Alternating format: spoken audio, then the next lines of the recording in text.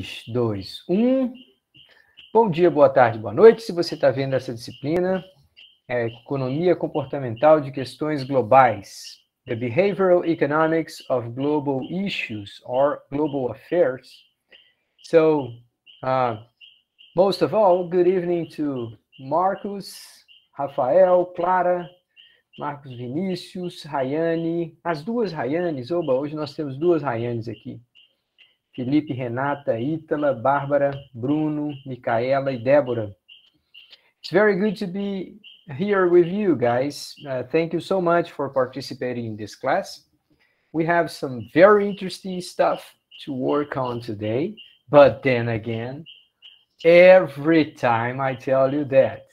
Todas as vezes eu chego com essa história, dizendo que hoje nós temos questões muito interessantes para discutir e analisar hoje juntos. But this is true, right? The topics of this class, they are mostly very interesting. We have to take a look at your last list of exercises, right? The second list of exercises. We're going to have a look at that. We also have to talk a little bit about some new stuff on the topic of nudge. So, empurrãozinho. Além de dar uma olhadinha lá na segunda lista de exercícios, que acabou de ter o prazo vencido, eu já disparei as notas de vocês, deve estar chegando nos seus e-mails agora.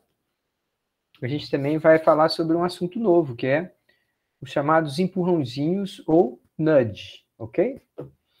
And we are gonna play a little bit. We're gonna have like a survey, okay? On how much you guys are sensitive to the difference between nudge and persuasion, ok?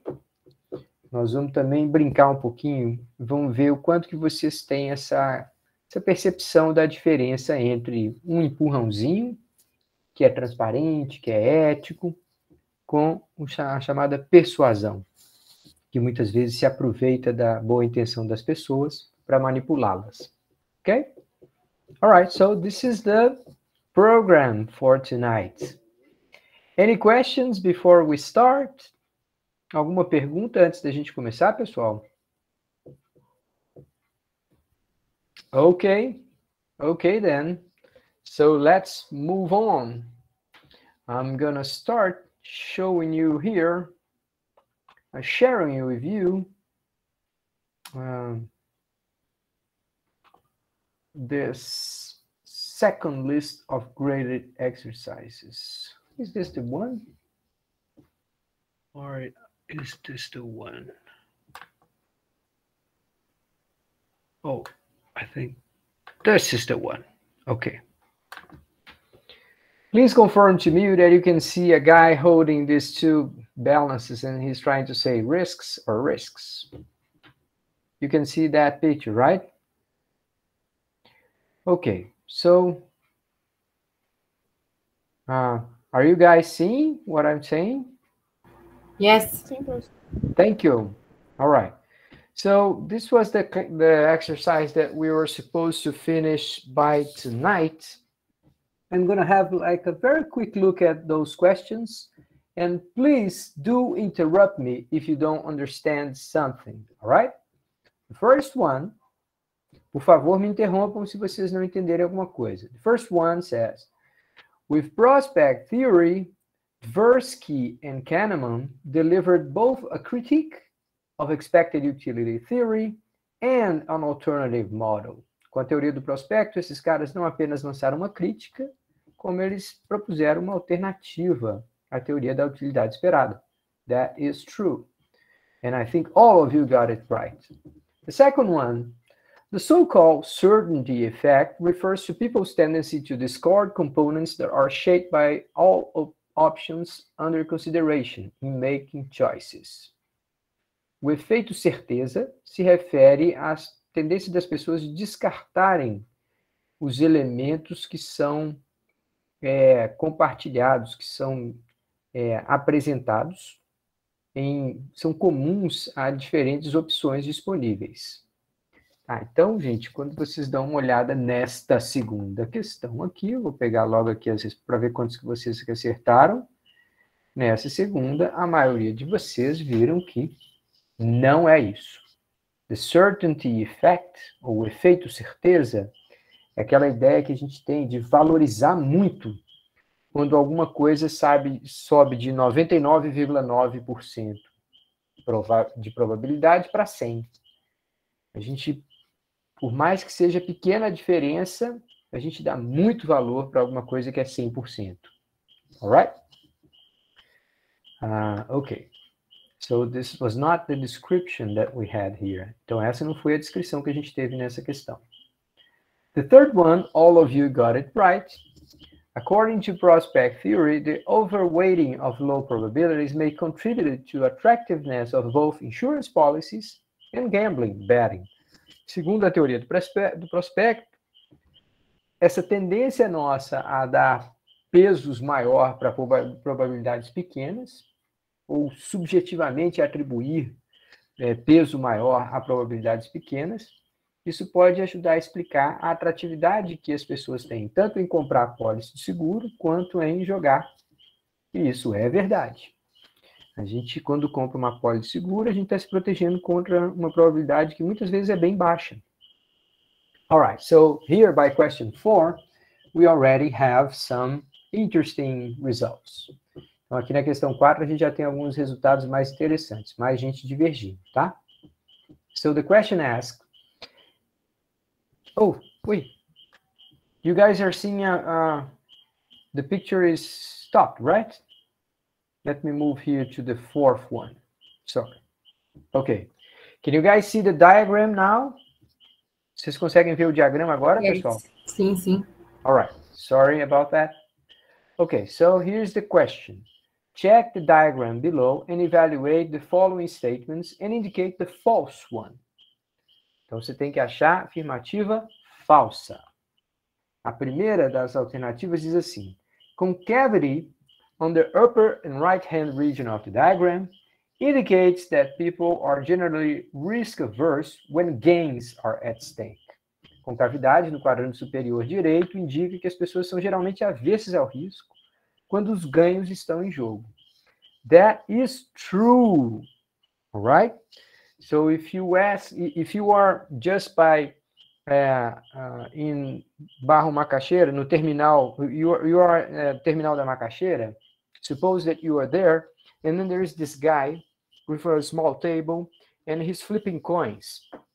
And he said, I bet you that 10 reais that you can't guess what is the next result of a coin toss. Então, eu aposto com você 10 reais de que você não consegue adivinhar qual que vai ser o próximo arremesso da moeda. Eu jogo para cima, você diz se vai ser cara ou coroa. Se você ganhar, você ganha 10 reais.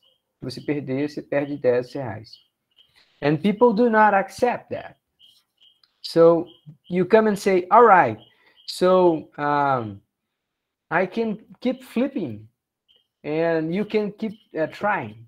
What do you say? It's not a one-time game. You can go over like hundreds of times. And people say, yeah, you know what? It's a 50% chance. I don't know. I don't think like I feel like betting on flipping a coin.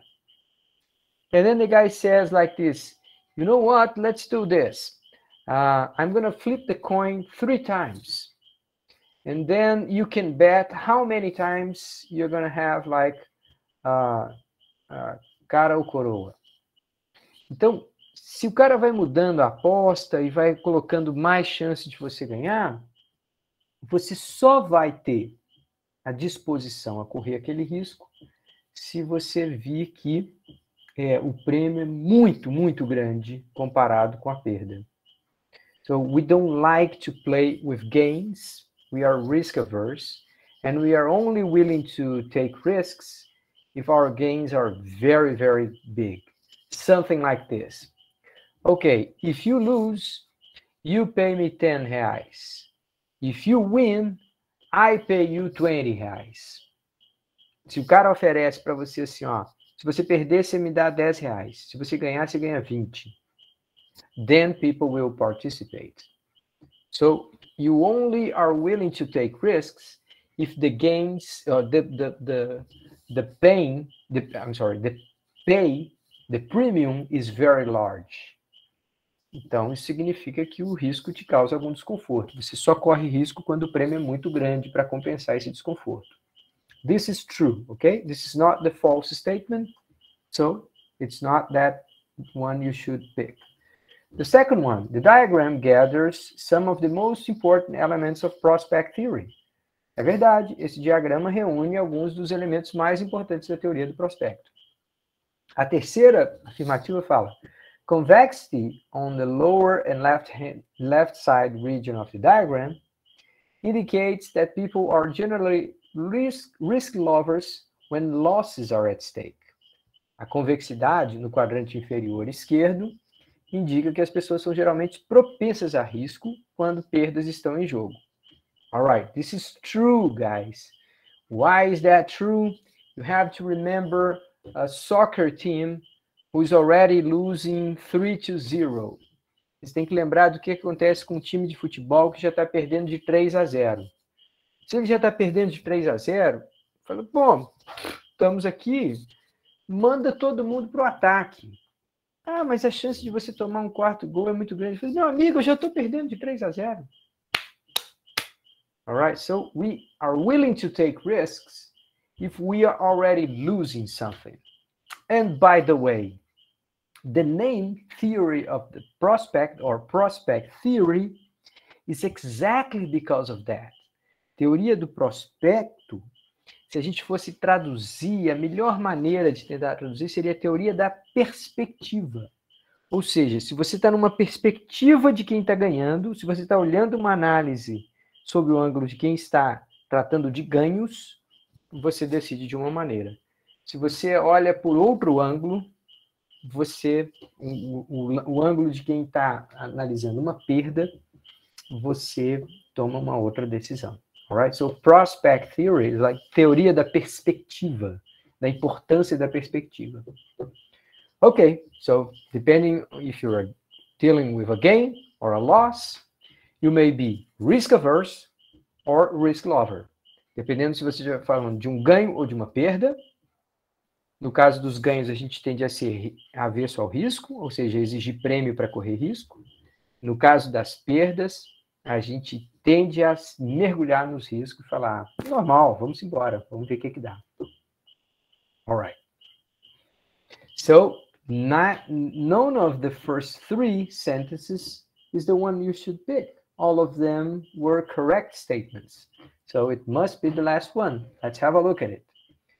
The difference in slope of the curve in different quadrants indicates that people tend to associate larger than expected gain weights to unlikely events. Está falando assim, as diferenças de inclinação nas curvas, nos diferentes quadrantes, indica que as pessoas tendem a dar peso maior que o esperado a eventos improváveis ou pouco prováveis. Não é isso. A ideia de que aqui sobe devagarzinho, enquanto aqui cai rápido, a explicativa para isso, deixa eu até pegar aqui um lapisinho aqui. Não consigo editar. A explicativa para isso é assim, pessoal, olha só. Parte aqui desse número 20 positivo, você vê que o crescimento do nível de satisfação, se você ganhar R$20, é baixinho, é menos de 5. Agora, de perder R$20, o prejuízo em termos de satisfação é 10, é um número muito mais forte. What we mean is this. If we receive R$10, you have a certain level of satisfaction. You get happy. But if you lose R$10, you get much, much worse than the amount, the intensity of your feelings if you were gaining R$10. Perder R$10 dói muito mais do que ganhar R$10 traz satisfação. How do we know that? Well, the simplest example we can show you is that when you lose some money, and then you find out that you had not lost, you find the money again, you get happy. I mean, if you treated gains and loss equally, then you would be indifferent.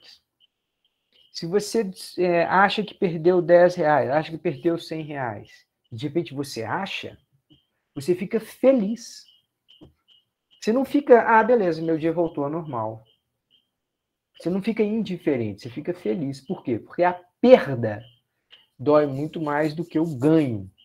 Então, a ideia de ter eliminado uma perda traz uma satisfação maior do que aquela possibilidade de voltar para o normal.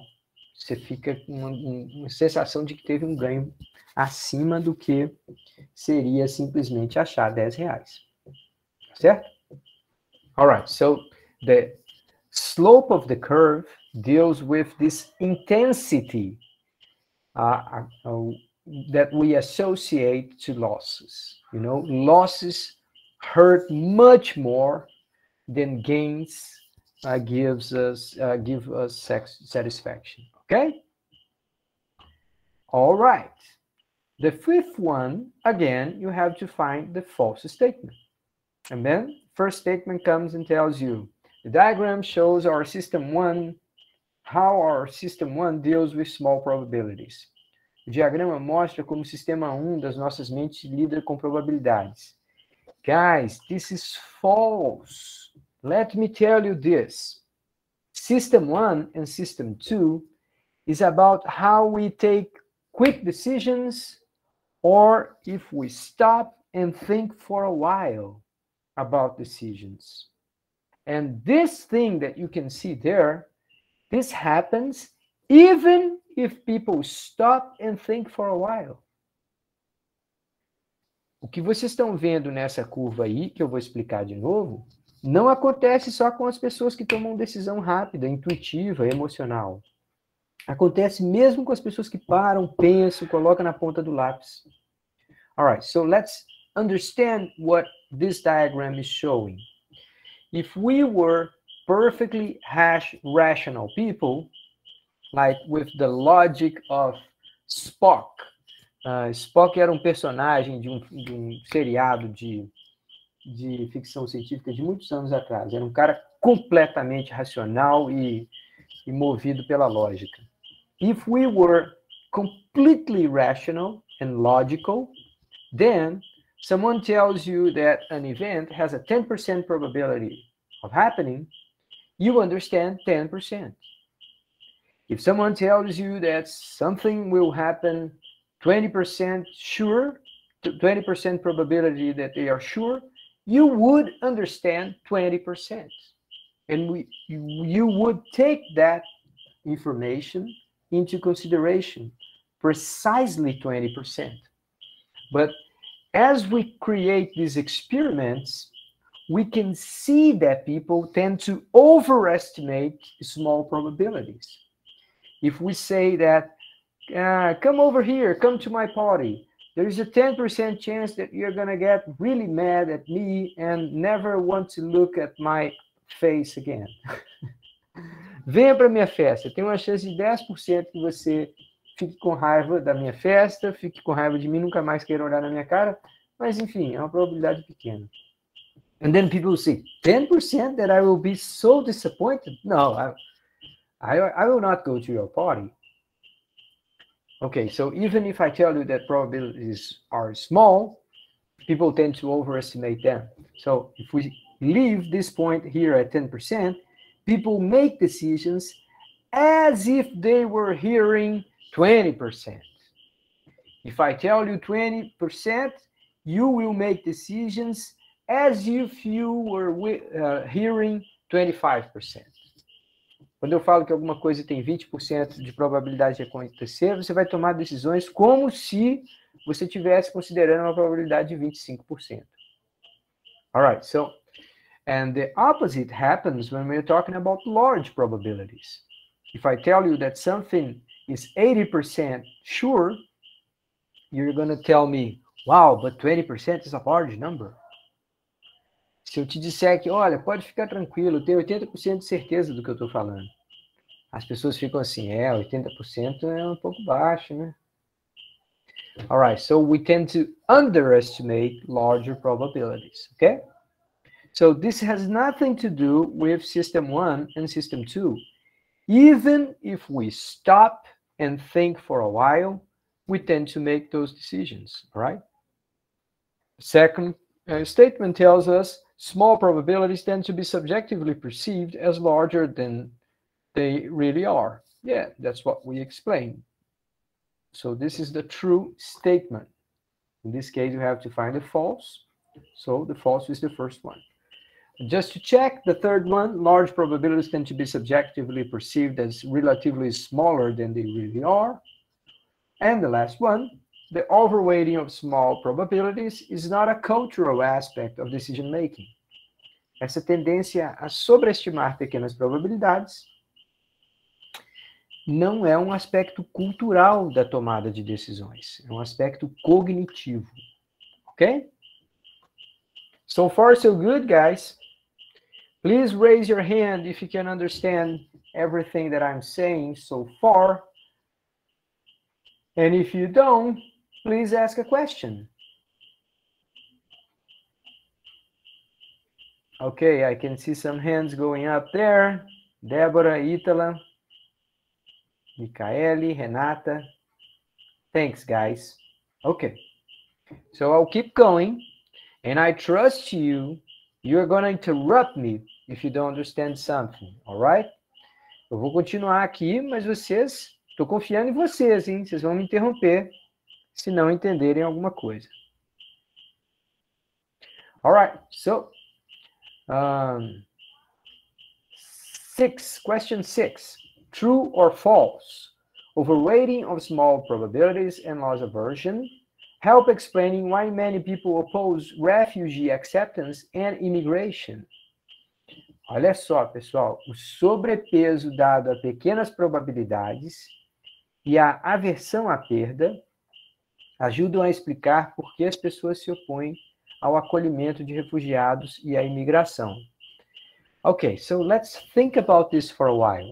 Suppose that you live in Roraima, and then you notice these hundreds, thousands of Venezuelan people coming to our country.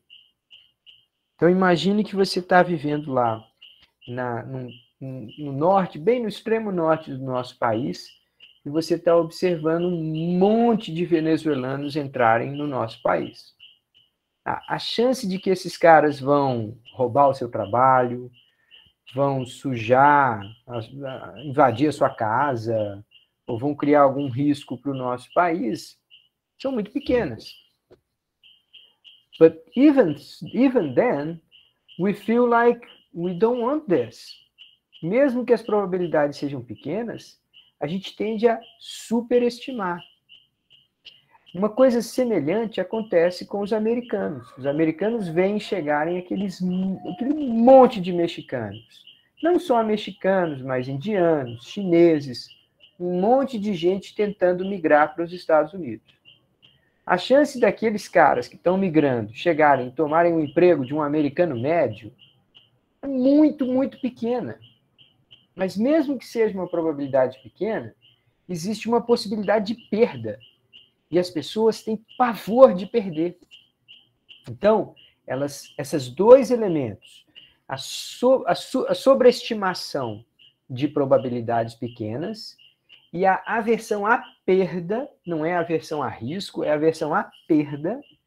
Se algum evento pode envolver certa perda, ainda que seja pouco provável, ninguém quer participar. Tem muita gente que nunca joga.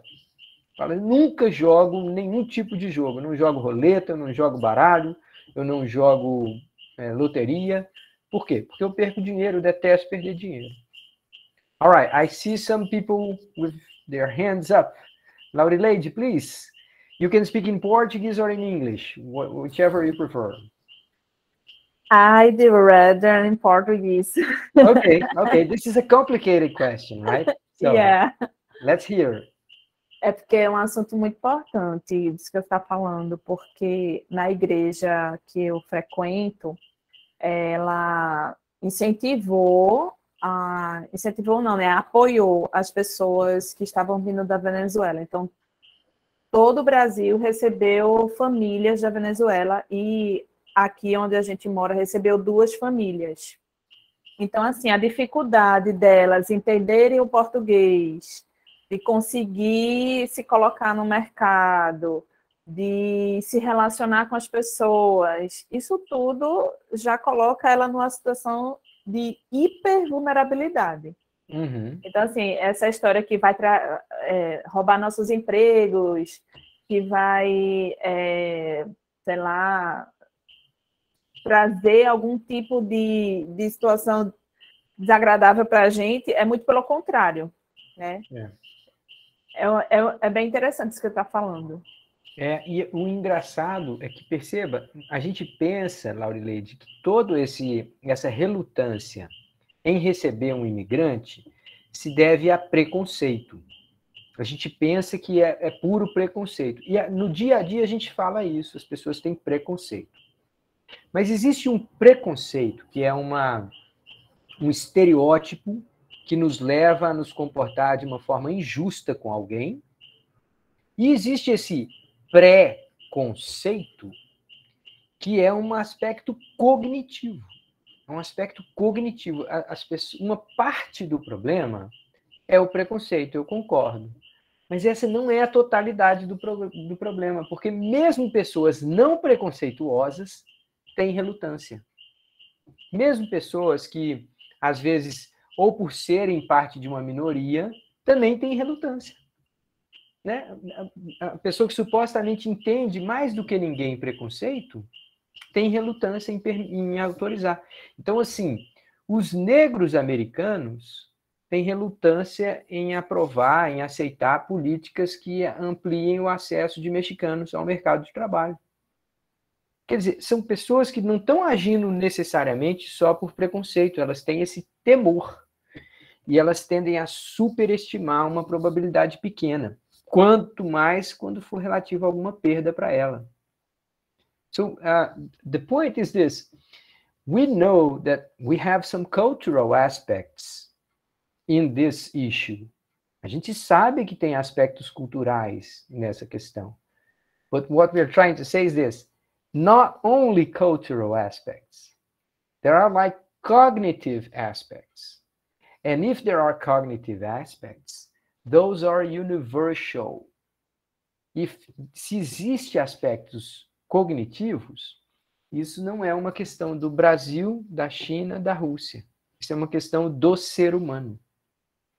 Então, isso, de alguma forma, faz parte daquela maneira como o nosso cérebro foi desenvolvido lá nas tribos, lá na savana africana. Uma parte desse problema, né, uma parte dessa relutância em aceitar quem chega de fora é uma superestimação de probabilidade e uma aversão à perda. Você fala assim, eu vou correr risco para quê? Melhor expulsar essa pessoa. All right, so please don't think that I'm saying, oh, cultural aspects are unimportant. That's not what I'm saying. Eu não estou dizendo que os aspectos culturais são pouco importantes ou que uma parte disso não é preconceito. Não, eu sei que é preconceito, eu sei que tem questões de valores, de cultura, de identidade envolvidas nessa história. O que eu estou dizendo é que, além deles, existe um aspecto cognitivo. E aí, a gente não precisa ser moralmente julgador de quem tem essa relutância. A gente não pode olhar para essa pessoa e dizer assim, você tem essa relutância porque você é mau, você é de uma baixa estatura moral. Então, uma parte do problema pode ser isso. Mas isso não explica todo o problema, porque mesmo pessoas de alta estatura moral, pessoas que não são preconceituosas, pessoas que muitas vezes pertencem a alguma minoria, entendem o que é preconceito, mesmo essas pessoas praticam esse tipo de relutância. All right, guys, I don't know about you, but I think these things are extremely interesting. because we are not afraid of going deeper in difficult questions and understanding that they are complex and they are multi-factor. We have multi-factors involved. Okay? All right. Good, Lottie Lady. Thank you so much for bringing this up. All right, let's get the 7th one. Tversky and Kahneman did a poor job in attracting attention to important limitations of conventional economic theories. Come on! Tversky e Kahneman foram mal sucedidos em chamar a atenção para as limitações importantes das teorias econômicas convencionais. Qual é, né, gente? Os caras ganharam o Prêmio Nobel de Economia. Dizer que os caras não chamaram atenção. Então, isso aqui foi um presente de Natal para vocês. Questão 8. People are easily convinced about the need for action to fight global warming as long as they are educated and well-informed.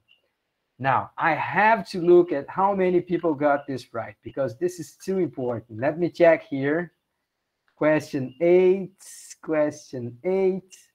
Oh, God!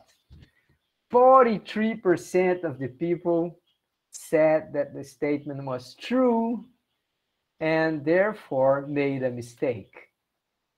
Olha aqui, gente, está falando assim, as pessoas são facilmente convencidas sobre as necessidades de ações para combater o aquecimento global, desde que elas sejam educadas e bem informadas. I wish that was our problem. Eu adoraria que esse fosse nosso problema. E não é.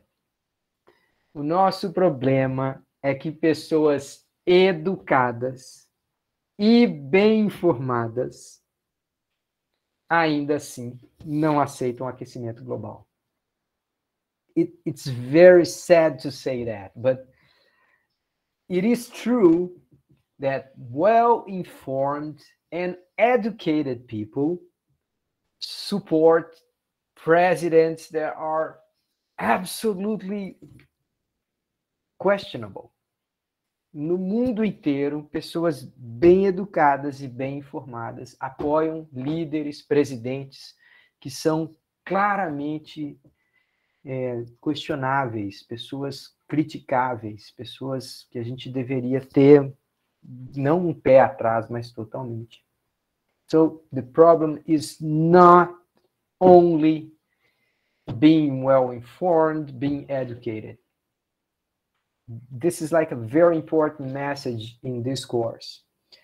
E é difícil a gente aceitar. Essa é uma mensagem muito forte do nosso curso, pessoal. Aqui a gente está vendo sem pudor, sem temor, a gente está falando assim, olha, as pessoas educadas e bem informadas não aceitam tomar vacina.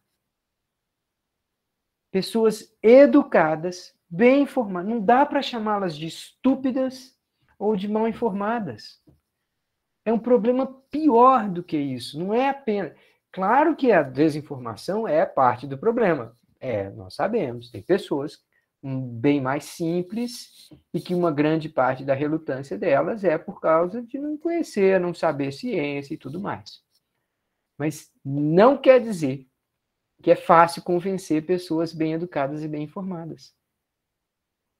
Unfortunately, infelizmente, é difícil convencer pessoas educadas e bem informadas sobre a necessidade de vacinar, sobre o aquecimento global, sobre a sustentabilidade, sobre biodiversidade. Gente, tem muita gente que olha para nós e fala assim, o que esse Luiz está preocupado com espécie? Tem uma espécie lá, um besouro da Amazônia lá vai morrer, mas é muito mais importante eu criar aqui uma mineração, gerar emprego, trabalho para esse povo pobre. E a pessoa não entende que aquele insetinho lá, na verdade, não é uma besteirinha, não é um detalhe. Aquilo muitas vezes é um resultado de milhões de anos que a evolução natural foi preparando soluções e que depois vem um danado lá de um cientista e descobre que o veneno de uma aranha pode curar o Alzheimer. descobre que uma picada, um dos elementos lá de uma picada de cobra pode ser um analgésico poderosíssimo, que vai revolucionar a cirurgia. So, we don't know what we are burning. A gente não sabe o que a gente está queimando. In some cases, we are burning books. Quando a gente invade uma floresta e toca fogo e extingue uma espécie, a gente está como se fosse pessoas que pegam livros na biblioteca e tocam numa fogueira na frente da biblioteca, dizendo, esse conhecimento não é válido. Aquele conhecimento, aquela solução foi resultado de milhões de anos de seleção natural. A gente pega e joga numa fogueira. All right, so we have the problem of people being not educated and not well informed, but education and information many times are not enough. Olha, vou até repetir aqui em português, tá, gente? Educação e informação muitas vezes não é suficiente. Aí a gente vai para aquelas, começa a usar aquelas, entender por que tantos cientistas sociais usam aquelas expressões. A gente precisa sensibilizar uma pessoa. Não basta ela ser informada sobre a pobreza no Brasil. Ela precisa, de alguma forma, entender, conhecer e ser capaz de se colocar lá na situação de quem vive debaixo do viaduto. Se ela nunca experimenta, se ela não sai da bolha dela, se ela não faz ideia do que é passar frio de uma noite, é difícil aquela pessoa se colocar no mesmo lugar. Informação não adianta. Se eu disser para essa pessoa assim, olha, a população de pessoas em situação de rua na cidade do Recife triplicou durante a pandemia. Se eu disser isso para ela, a pessoa fala assim, sim, e aí? Passou de que lá? De 1.000 para 3.000? 1.500 para 2.000? O que eu vou fazer? Não tem nada com isso. Então, a informação não é suficiente. Many, many times. And it turns out that concerning global warming, the climate change, this is true. Well-educated people think that we are making a fuss. We are making a huge show out of it. Pessoas bem informadas e bem educadas acham que quando eu falo sobre aquecimento global, eu estou exagerando, eu estou aumentando, eu estou, sei lá, tem uma agenda comunista por trás, que eu quero fazer a revolução socialista, alguma loucura dessas. E eu estou falando assim, eu só quero que meu filho, meu neto, meu bisneto tenham condições de viver em igualdade com o que eu tive, né? All right, so you guys got that idea, right? Information, education, many times they are not enough. Okay, so let's go to the ninth question. About prospect theory and the behaviors of investors in financial markets, which of the following statement is false? Então, aqui a gente está falando sobre investidores e mercado financeiro. All right, the first one, loss aversion helps explaining why people tend to avoid and postpone selling assets that have lost values. This is true, guys. This is not the false statement. Quando a pessoa compra um ativo financeiro e o ativo financeiro está perdendo valor, a pessoa não vende. Ela fala assim, não, eu vou segurar porque caiu 5%, então daqui a pouquinho vai subir 10%. A pessoa tem dificuldade de vender. Quando ela comprou um ativo, quando ela comprou umas ações, alguma coisa, e aquilo está caindo. Ela fala, não, vou esperar mais um pouquinho. Tem uma expectativa que depois vai se reverter mais do que... Agora que está barato. Tem muita gente que cai, ele vai lá e compra mais. Fala assim, agora que está barato. All right, so this is true. This is loss aversion too. The second one, people tend to feel losses as intensely as they experience gains. Oh, come on. As pessoas tendem a sentir as perdas na mesma intensidade que sentem os ganhos. Oh, we talk that a lot. So this is the false one. So you should pick this one. Just make sure. Let's see the third and the fourth one once. Decision-making frequently involves subjective analysis of facts and figures. As decisões, as tomadas de decisões, frequentemente envolvem avaliações subjetivas de fatos e dados. Oh yeah, this is true. Then this is prospect theory. And the last one, an individual can act both as risk seeker and risk averse in any given day, depending on specific contexts. O indivíduo pode agir como amante de risco ou como avesso ao risco no mesmo dia, dependendo de contextos específicos. This is like explaining what prospect theory is. Essa afirmativa é verdadeira, ele está explicando o que a teoria do prospecto diz. Dependendo do contexto, se eu estiver falando de ganhos, eu vou ser avesso ao risco. Eu vou querer um retorno, um prêmio muito grande se forem para me submeter a algum tipo de risco.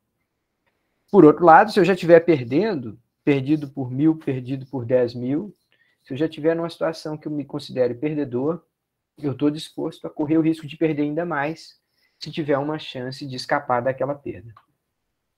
All right. And the last one, which is kind of suggesting our next topic.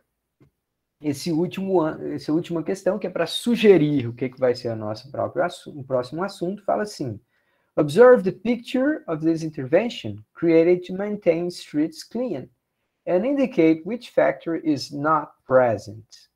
Observe essa foto de uma intervenção criada para manter as ruas limpas. Indique qual dos fatores não está presente. Check this out, guys. You have like a place where you can get your cigarette butt and you can make a vote. Who is the best player in the world? Quem que é o melhor jogador do mundo? Ronaldo, and here we are talking about Cristiano Ronaldo, not Ronaldo Fenômeno. And on the other side, you have Messi, Lionel Messi, the Argentinian guy.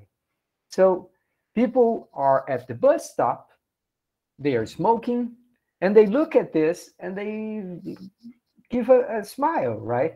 They feel it's funny. Sometimes they will keep their cigarette butts in their pockets just to come here and vote. Algumas vezes as pessoas vêm andando na rua, sabem que vão pegar o ônibus ou o metrô naquele ponto, elas mantêm a sua guimba de cigarro ali na mão, apaga e traz só para votar. All right, so let's think about this for a while. Do you think this is manipulating people? Você acha que uma intervenção dessa está manipulando as pessoas? Está fazendo algo violento ou antiético com alguém? Não. Está, de alguma forma, fazendo coisas escondidas por trás da intenção de alguém? Não. Está transparente. Está obrigando alguém, constrangendo alguém? Não. So, it's just like a funny and ethical and transparent way to help people making better choices. All right, so this is what nudge is about, okay, guys? Esse é o tal do empurrãozinho que a gente vai falar na sequência, é sobre isso, tá? Então vamos lá. Quais dos fenômenos que não está presente? Destaque? Destaque está presente. Olha a placa amarela chamando a atenção. Pleasure, satisfaction, satisfação, prazer, está presente, porque a pessoa dá um sorriso, ela de alguma forma tá. Timing, ou seja, escolher o momento oportuno, está presente também. Choice overload, uma sobrecarga de opções para prejudicar a pessoa na hora de fazer a escolha? Não. Você só tem 2 opções. Ou Cristiano Ronaldo ou Messi. Então aqui não tem uma sobrecarga. Você não precisa parar e pensar, não são 200 aspectos que você está julgando. Você está falando o que você acha que é o melhor jogador. And as you make your choice, you help keeping the streets clean. All right, guys. So how do you like this? It's fun, isn't it? Okay. Tonight, you guys will see lots of those good ideas on how to help people making right choices. This is important stuff. How we can help people, they will make the choice. You are not going to force their hands. You're not going to impose something to anyone. Você não vai forçar a mão de ninguém para escolher uma coisa específica. Você não vai constranger as pessoas para fazerem uma decisão boa. Vai ajudá-las de uma maneira transparente, ética e, ao mesmo tempo, sutil, que não altera muito a sua inclinação a fazer uma escolha assim ou assado. Tá certo? So far, so good? Absolutely. All right. Good, Marcos. Thank you. Rayane, Micaela, Felipe. Are you guys good? Yep. Okay. All right. So let's play. Let's have a game here. Okay. I'm going to give you first, I'm going to give you this survey. It is like 10 questions. Wow, it's too long. It's okay. I'm going to give you here the questions, and I'm going to ask you guys to work on those, but you don't need to take a long time, okay, guys? This is not like an exam or anything like that. Isso daqui não vai ser um exame. Eu não vou cobrar de vocês nada disso, não. Eu vou dar para vocês 20 minutinhos para vocês pensarem nessas 10 questões. Vou colocar aqui no chat agora. Por favor, deem uma olhadinha no link que eu estou colocando no chat nesse momento.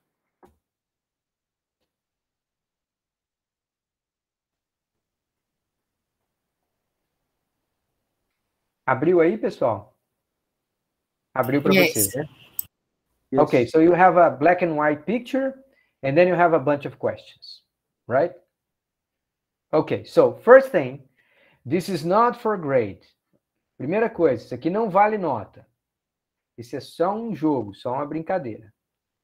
Second thing, you don't need to identify yourself, okay? You do that only if you want. Se você quiser colocar com o seu nome lá, meu nome é Grilo Falante, meu nome é Coelhinho Saltitante, meu nome é o Pegador do Bairro, sei lá, o que você quiser colocar, você pode colocar, tá? Ninguém precisa pôr o seu nome aí. E eu vou dividir vocês em salinhas. Vou apertar aquele botãozinho aqui. Vocês vão ser aleatoriamente colocados em salas de 3 pessoas. Que tal? Okay, perfect. All right, guys. So I'll give you 20 minutes to work on this. And let's see how many people we have here. We have 12, 15. Dá para fazer 5 salas de 3. Ordem aleatória e vamos colocar 20 minutos. All right, guys. Esse questionário é sobre persuasão, sobre manipulação das pessoas, tá? Aqui e ali vocês vão ver que tem aspectos antiéticos envolvidos, tá? E eu quero ver como é que vocês se sentiriam tendo que tomar essas decisões, se vocês iriam para um lado ou para outro, como que vocês fariam, tá certo? Ninguém precisa ficar cheio de dedos, não, gente. Isso é uma brincadeira, viu? Não é para fazer uma discussão. Ninguém vai fazer discurso, subir na mesa e citar grandes nomes da história da humanidade para tomar sua decisão, não. Tá ok? Então, vamos lá. Vou abrir aqui a sala e vocês vão ter 20 minutinhos para trabalhar. Todo mundo pegou o link, né? Tá, joia. Ah, vai.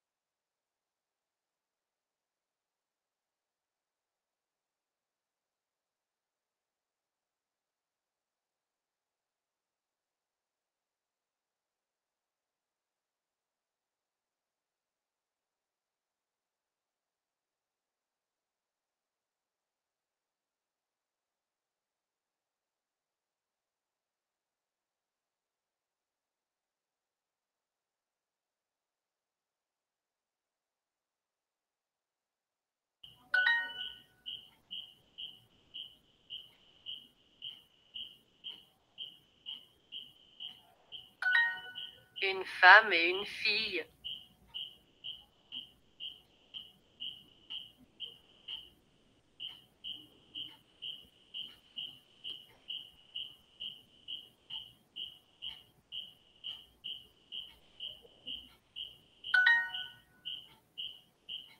Je suis une femme.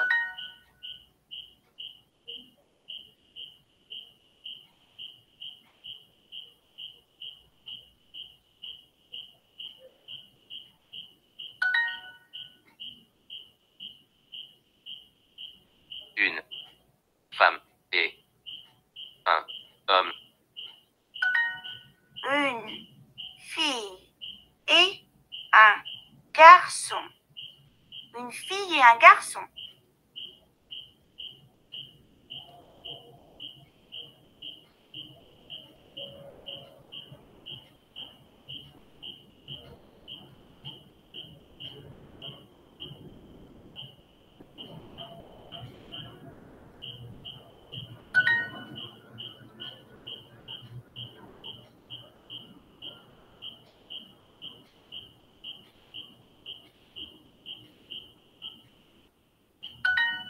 Je suis une femme. Je suis une femme.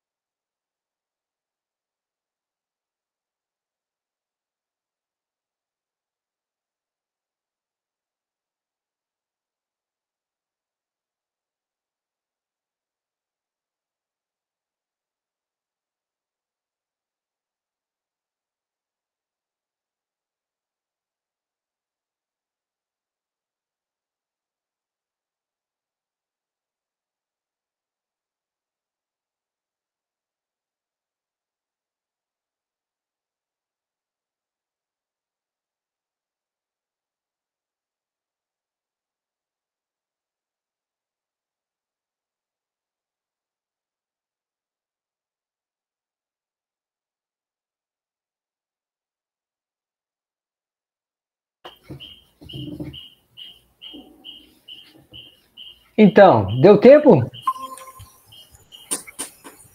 Ah, legal. Conseguiram terminar, Renata, Bruno?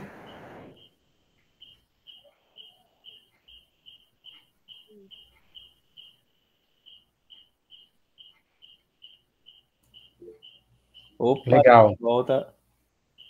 Opa, estamos de volta. O pessoal está voltando ainda. Tem gente que ainda está preso lá na sala.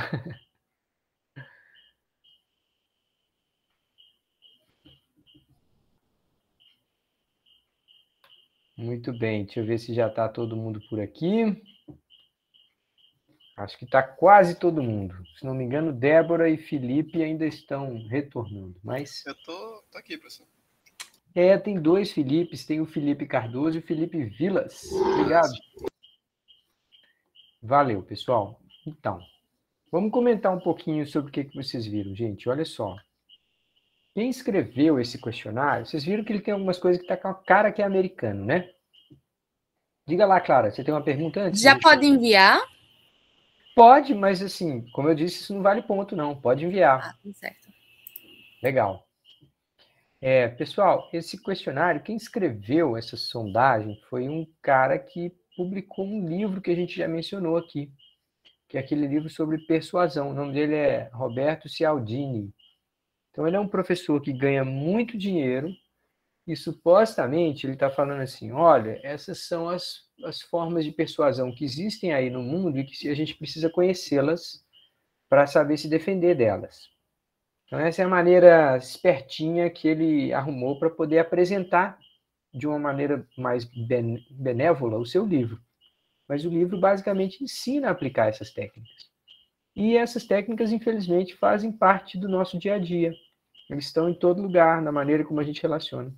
Então, existem pessoas que exploram essas técnicas para tentar ganhar a simpatia dos outros, para tentar vencer uma concorrência, para tentar se aproximar por interesse de alguém. Então, aqui nós estamos falando de aspectos que são, na sua maioria, se não são flagrantemente antiéticos, certamente são questionáveis. Mostram uma espécie de um oportunismo, de um interesse. Então, são coisas que muitas vezes a gente faz escondido. A gente tem vergonha de confessar. Então, a gente toca ali num aspecto ético que é questionável. Eu coloquei esse questionário para vocês justamente para a gente pensar assim, vamos entender bem a diferença do que é nudge, o empurrãozinho, para o que é persuasão.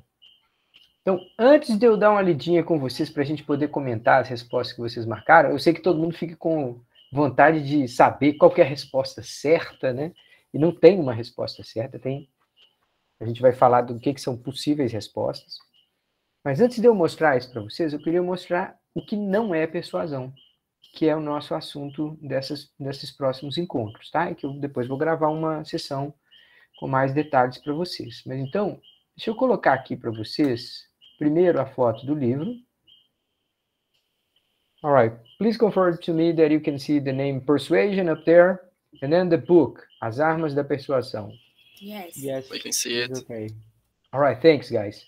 So here is what the guy tries to teach you. So if someone thinks that he owes you something, then he's gonna reciprocate. Se você deixou a pessoa numa situação que ela acha que te deve algum favor, ela tende a ser generosa com você. Então, você cria essa situação. Scarcity, you tell people that something is just about to go off. I mean, it's gonna be out of stock. Se você convencer uma pessoa que aquilo ali está escasso, as pessoas estão dispostas a pagar ou até pagar mais. You use the figure of authority. Se você colocar uma figura de autoridade, alguém respeitado nacionalmente para falar alguma coisa, a maioria das pessoas aceitam. So you have all these tricks, how these ways to persuade people and sometimes to manipulate people. Now, take a look at this. This is men's bathroom.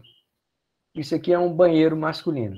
I know half of the class doesn't know exactly this, but banheiros masculinos são extremamente sujos. A pessoa chega ali para fazer xixi e parece que ela não é capaz de mirar. no lugar certo para fazer o xixi dela. Check out what these guys did. They had like a picture of a small fly right in the middle of the toilet. Eles colocam lá uma fotozinha, uma imagem de uma mosca bem no meio do coisa. Quando você vê de perto essa imagem, dá para saber que é falso. E a pessoa, geralmente, que olha para uma foto dessa, ela começa a rir. Ela fala assim, entendi, o cara tá me dando um toque sutil assim. Cuidado na hora de fazer seu xixi para não sujar tudo em volta. Mira aqui, ó. And people do aim better and they make less of a mess. As pessoas, isso funciona, por incrível que pareça, uma coisa simples como essa funciona. This one you have seen already. Esse vocês já viram alguns minutos atrás.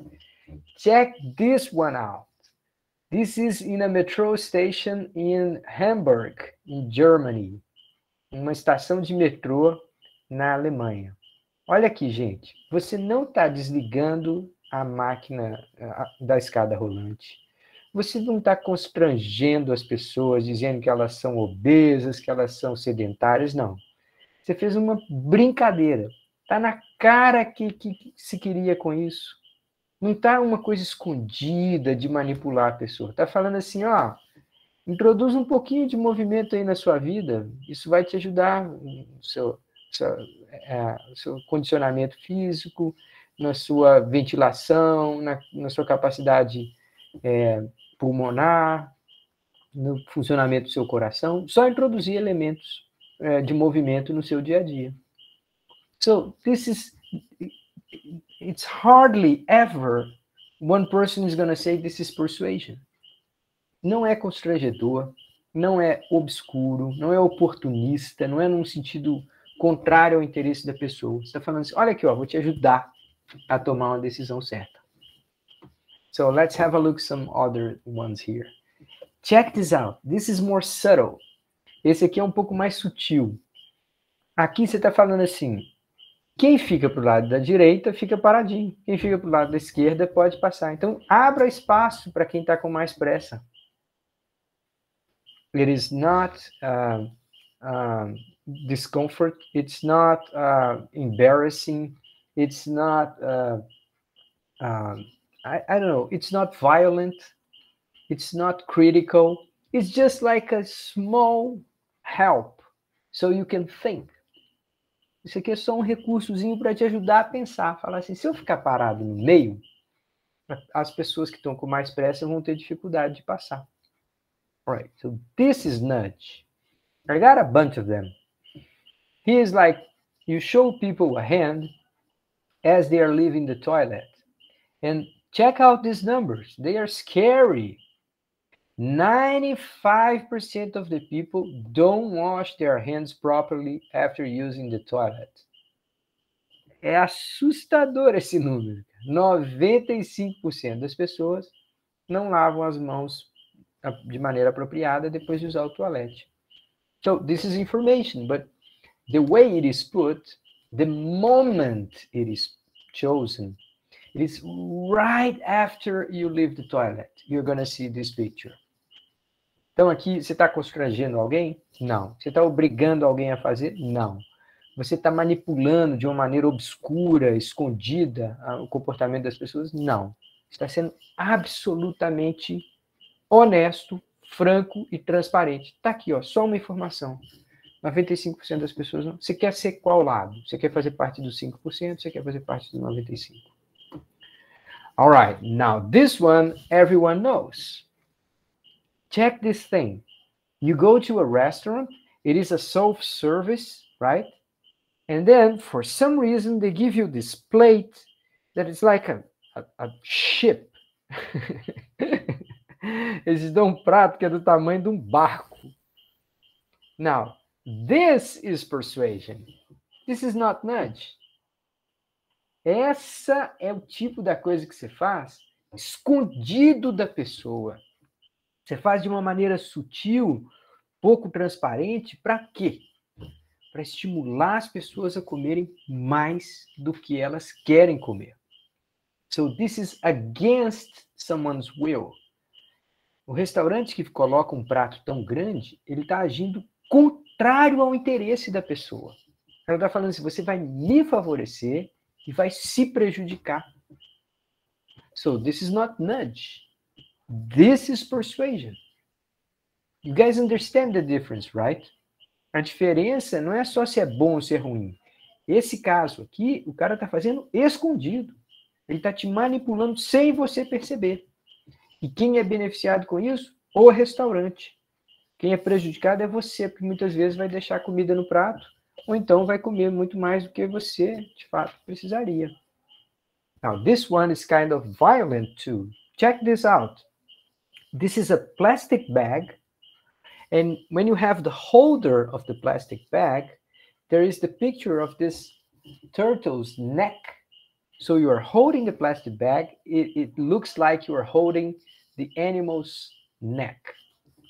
Quando você segura a sacolinha, parece que está segurando o pescoço de uma tartaruga. Some people say, oh, it's game. Yeah, we should do this. Algumas pessoas acham que isso aí é legal. Você tem que fazer. Você quer traumatizar mesmo as pessoas para elas não usarem sacolas plásticas. I don't feel like that. This is persuasion, in my opinion. This is not nudge.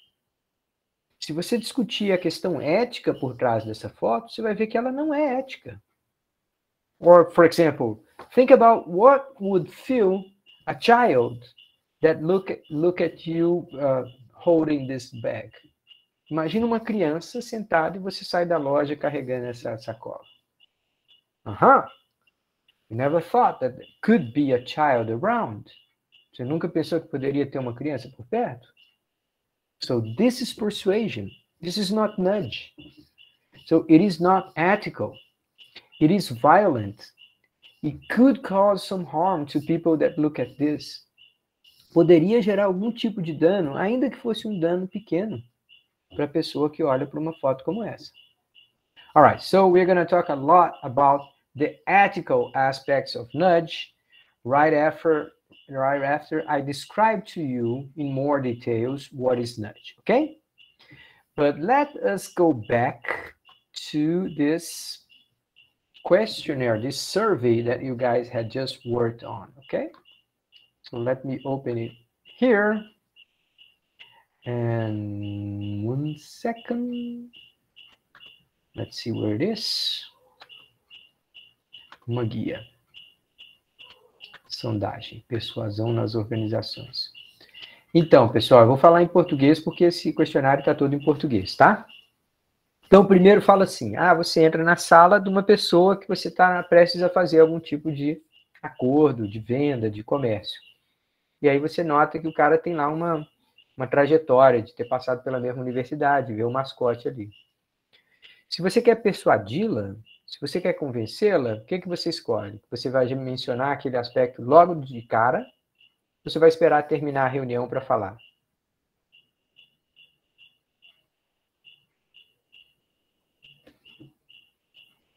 O que vocês acham, pessoal?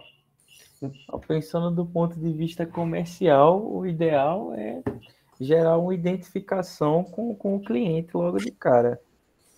Exato. Os vendedores... Eu fiquei me sentindo meio culpada com essas perguntas, não vou mentir. Tem uma coisa que a gente faz que é natural, assim, aí a gente vendo assim na pergunta e fez, é certo esse negócio aqui. Ficou meio assim, questionador. Quem trabalha com comercial, acho que vai entender isso. Tem certas situações no dia a dia que fica difícil de separar o que é certo, o que é ético, do simplesmente estou fazendo o meu trabalho. É muito complicado, a gente tem que ficar pesando toda hora.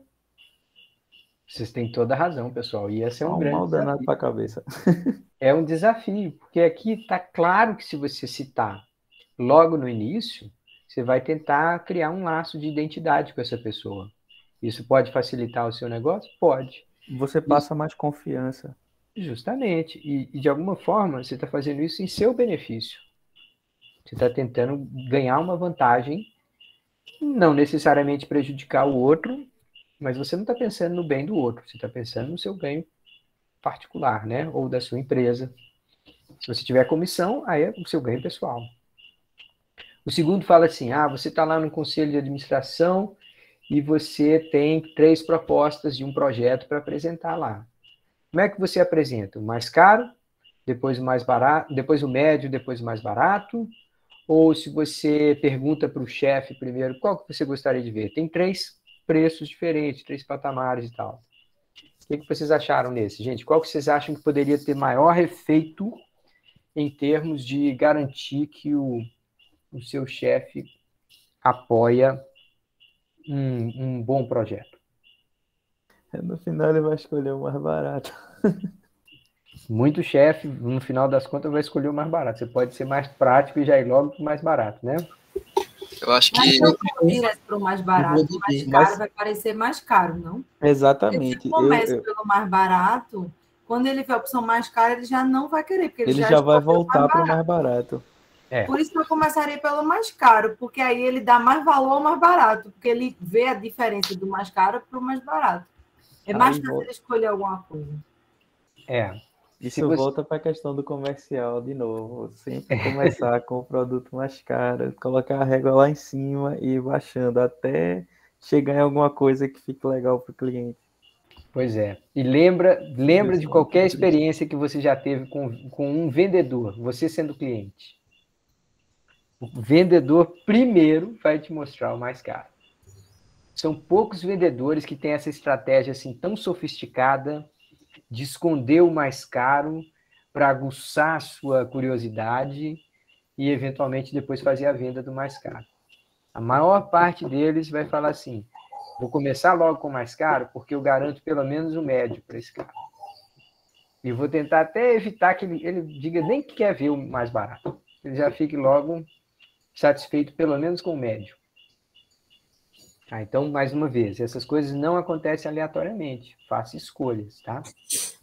O terceiro é, o que é mais eficiente? Você falar assim, promoção por tempo limitado, ou você falar assim, um número limitado de unidades? Eu acho que o tempo limitado. Também. Eu consigo abarcar mais clientes. Todo mundo vai correr para comprar, eu não tenho limite de pessoas, então eu vou conseguir mais pessoas. Se eu fizer unidades limitadas, eu só consigo esgotar mais rápido, mas eu limito a quantidade de pessoas. Tá. Em qual dos 2 casos você acha que a pessoa vai pensar que corre mais risco de perder? Eu fui na segunda justamente por causa disso, gera uma sensação de urgência maior. O número limitado de unidades tende a gerar uma... Agora, também ele pode backfire, ele pode dar para trás. É que a pessoa pode ir lá e falar assim, quando eu chegar já vai ter acabado. Nem vou lá. E assim, pelo que eu vejo, né, professor? Por exemplo, a maioria das estratégias são por tempo limitado. Por exemplo, HBO. Recentemente, ela mudou para HBO Max. O que foi que ela fez? Até tal de tanto é R$13. Depois desse período, porque era proposta de lançamento. Quem eu vejo proposta de número de unidade limitada é aqueles da propaganda que pede para você ligar. Os 50 primeiros ganham não sei o quê. E não é uma coisa que a gente vê funcionar muito. Aí eu fui nessa lógica também. Uma coisa a gente pode concordar. Nos 2 casos, você está sendo manipulado com uma sensação de escassez. Né?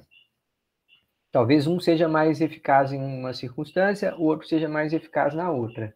Mas nos 2 casos, você está criando no cliente a sensação assim, ou age agora ou vai perder. E nós estamos estudando aqui teoria do prospecto. Teoria do prospecto, a gente falou sobre a aversão à perda. A gente disse que a perda dói mais do que o ganho. Né? Se eu perder R$100, eu sofro muito mais do que eu tenho satisfação em ganhar R$100. Então, a gente está jogando com conhecimentos que são da teoria do prospecto para manipular as pessoas. É isso que eu estava querendo chamar a atenção, gente. O nudge não é isso. E persuasão é uma ferramenta de marketing. Não é uma ferramenta da economia comportamental por si. Na economia comportamental, a gente entende a cognição. Mas na hora de usar, se a gente for usar, a gente vai se guiar por uma leitura ética, transparente de como fazer. Ou seja, a gente vai tentar fazer com que seja do interesse da pessoa e não meu que estou implementando aquela intervenção, tá? O quarto, você tem uma reunião importante com um cliente potencial, qual das abordagens seria mais eficaz? Enfatizar o que ele perderá se não implementar suas ideias, enfatizar as características positivas e os benefícios, peça ao interlocutor para esboçar suas objeções da proposta, ou comece com um pedido de compromisso, para depois consolidar. A primeira coisa, para me ouvir, você tem que pagar um adiantado. Esse parece ser a pior ideia, né? Mas, enfim. Mais uma vez aqui, gente, é a questão de você tentar tocar lá na versão à perda. Fala assim, olha, se você não fizer esse projeto aqui comigo, existe uma boa chance de que você vai se arrepender. Eu sou o único que tem esse tipo de projeto, as empresas são poucas que conseguem implantar isso. Mais uma vez, é persuasão através da escassez e da aversão à perda. Imagine que você é o azarado gerente da campanha de um candidato político, e esse candidato perdeu a moral, né? Recentemente ele perdeu a confiança do público. Agora você quer resgatar a credibilidade desse cara. E ele está num debate contra um outro combatente, né? Um outro adversário que é muito forte em dizer que combate o crime, que combate a corrupção. Tá, como que você ganha credibilidade nesse debate? A primeira alternativa, meu oponente não foi longe o suficiente. Então você desvaloriza o que ele fez. Na segunda, muitos apoiaram minha habilidade e a disposição para combater o crime. Então, pega a qualidade do outro e diz que é sua. Embora o meu oponente tenha, de fato, um bom histórico de combate ao crime, e aí você fala alguma coisa melhor para você. Então, concede que o seu oponente tenha alguma coisa boa. E a terceira, combater o crime é uma questão crítica, vai falar sobre outros assuntos, nem menciona que o outro cara é bom nesse aspecto. Se a questão é credibilidade, qual delas que você passa, gente? Qual delas que você fala? Professor, eu acho que essa do embora meu oponente tenha, porque ele já está queimado, se ele já começar criticando logo, o povo já vai desligar a televisão. Ele já está queimado, ele tem que aliviar um pouquinho, ser menos raivoso. E quando ele fala isso, ele passa uma ideia de honestidade, né? Uma vez que ele está reconhecendo um valor do outro. De humildade, né? Assim, de considerar o trabalho do outro. Então, assim, sem querer entrar na nossa eleição presidencial, que já está rolando aí, essas disputas todas, eu vejo candidatos que elogiam o outro logo antes de descascá-lo, de baixar o pau. Assim, não, aquele cara é ótimo, mas é um sanguinário desgovernado. Então, eu vejo isso acontecer. Então, tentar ganhar credibilidade pode passar essa ideia de que você está sendo honesto simplesmente porque você está reconhecendo um valor do seu oponente. Questão 6. Imagine que você é o consultor financeiro e você acredita que um cliente seu, que é bem jovem, está investindo de forma muito conservadora. Você quer fazer com que ele tome investimentos mais arriscados. O que é que você chama ele? Apela para o consenso? Fala assim, olha, tem muita gente que já errou igual você, mas depois aprendeu e fez assim, assado. Apela para a ganância, fala assim, você não tem ideia de quanto mais você pode ganhar, você pode ficar rico e tal. Apela para a perda, olha, você vai deixar de ganhar muita coisa. Você vai ficar, seu patrimônio vai crescer muito menos do que de outras pessoas. Você está deixando escapar uma oportunidade gigante. E a última, vamos trabalhar como equipe, confia em mim e tal. Qual dessas formas que é mais persuasiva? Eu fui de penúltima. Apelar para a perda.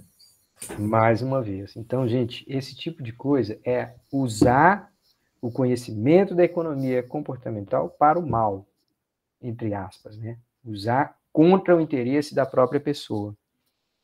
E, de alguma forma, manipular, saber que ela tem certas tendências cognitivas. É natural que as pessoas tenham. Tá, o 7. Em um debate que antecede a tomada de decisão pela sua equipe, se você tem uma nova informação, quando você deve mencionar que ela é nova? Essa é muito óbvia, né?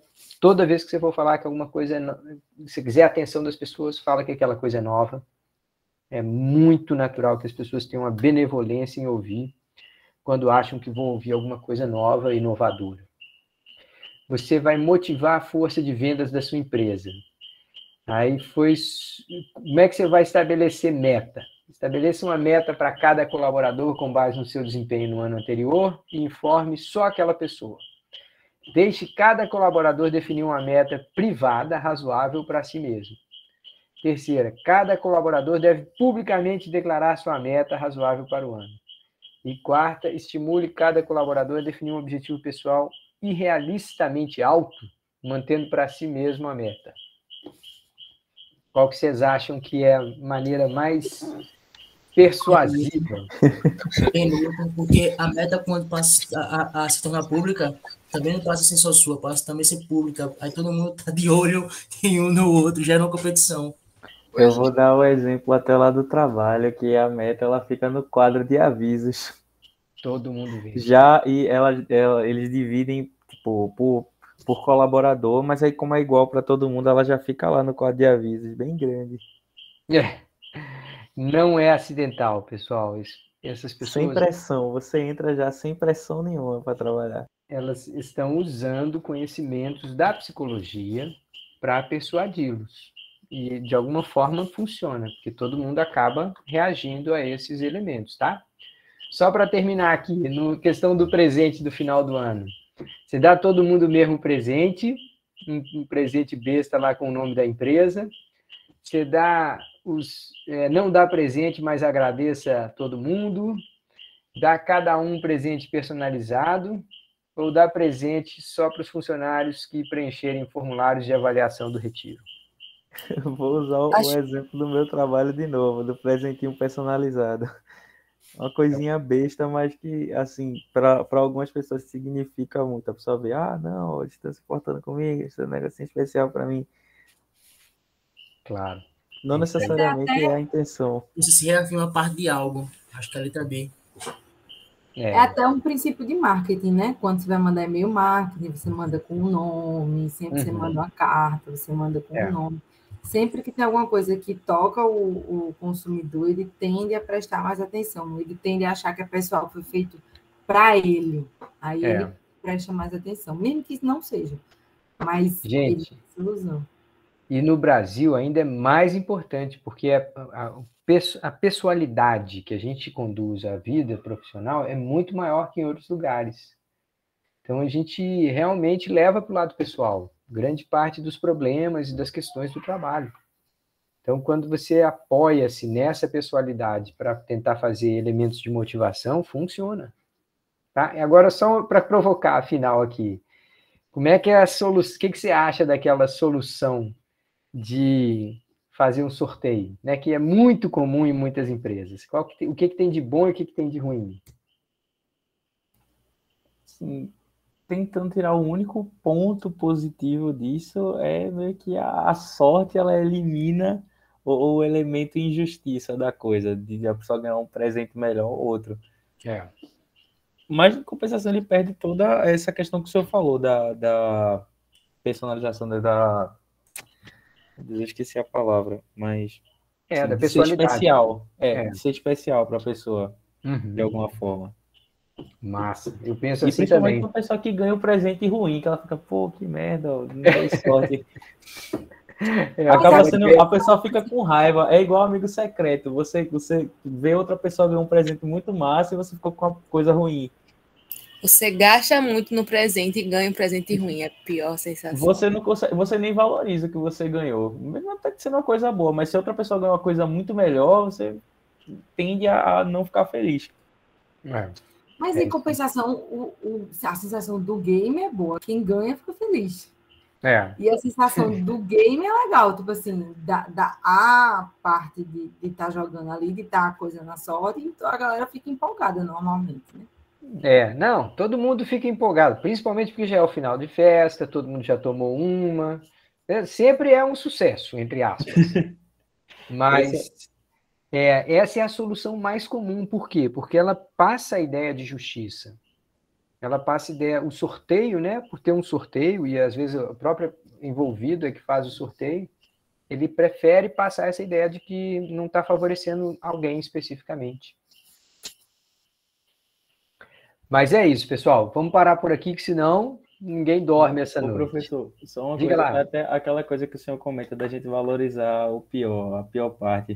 Tipo, às vezes vai, sei lá, Débora aí ganhou um celular e eu ganhei uma caixa de chocolate. Pô, não tinha nada antes, eu ganhei uma caixa de chocolate assim, do nada, mas eu vou achar uma porcaria eu ter ganhado a caixa de chocolate se outra pessoa ganhar uma coisa muito massa. Eu não vou ficar feliz por ter ganho uma coisa de graça.